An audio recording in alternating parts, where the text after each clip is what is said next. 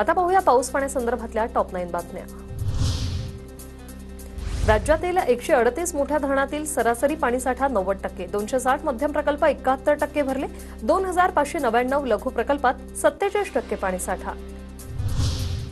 राज्यात यंदा सर्वदूर दमदार पाऊस, 1 जून ते 4 सप्टेंबर काळात सरासरीपेक्षा 29% अधिक पाऊस। नगर, सांगलीत जास्त तर हिंगोलीत सर्वात कमी पावसाची नोंद। आंध्र प्रदेशातील विजयवाड्यातील पुरात 20 जणांचा मृत्यू, मुख्यमंत्री एन चंद्रबाबू नायडू यांच्याकडून मृतांच्या नातेवाईकांना 5 लाखांची मदत जाहीर। नागपूरसह पूर्व विदर्भात पावसाचा जोर ओसरणार, शुक्रवारनंतर नागपूरसह पूर्व विदर्भात पावसाचा कोणताही अलर्ट नाही।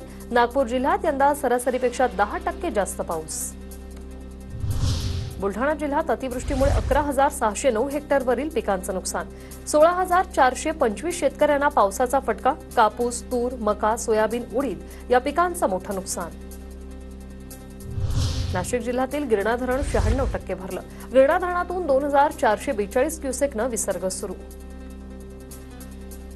परभणीतील येलदरी जलाशय 63% भरलं, जलाशयात आणखीन वाढ होण्याची स्थिती, खडकपूर्णा धरण पूर्ण क्षमतेने भरल्यामुळे धरणातून पाण्याचा विसर्ग सुरू। वाशिम शहराला पाणीपुरवठा करणाऱ्या एकबुर्जी धरण ओव्हरफ्लो, एकबुर्जी प्रकल्पाच्या धबधब्यावर पर्यटकांची गर्दी। कोयना धरणात पाण्याची आवक वाढली, धरणाचे 6 दरवाजे उघडले, कोयना नदीपात्रात पाण्याचा विसर्ग वाढवण्यात येणार, नदीकाठच्या गावांना सतर्कतेचा इशारा।